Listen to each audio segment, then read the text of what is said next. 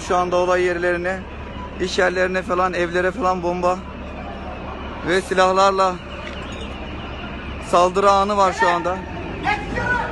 Görüyorsunuz her tarafta. Evet, görüyorsunuz. Çok kötü bir durum.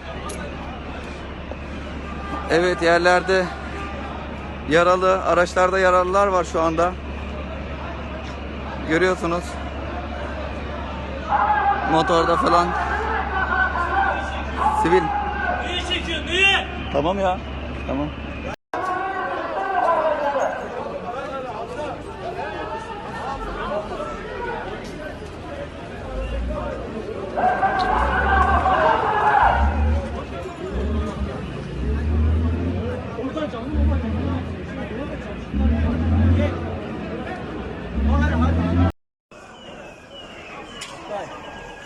Gördüm abi.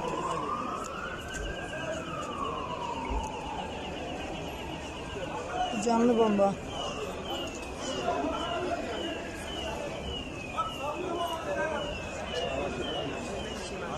Sana dedim gelmedim lan.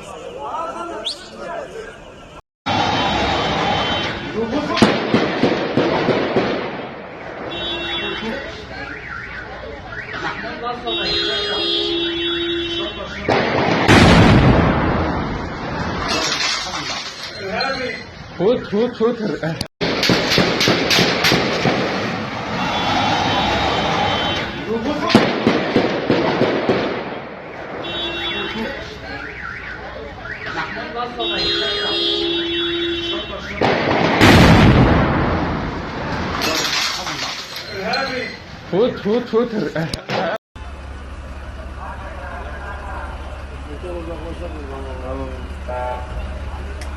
Bak bizim emret bunu koruması.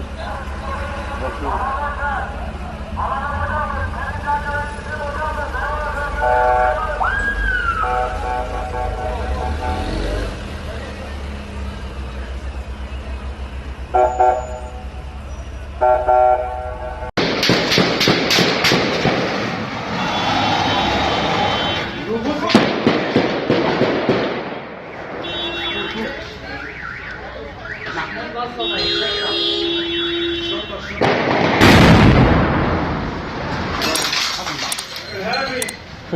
Tut.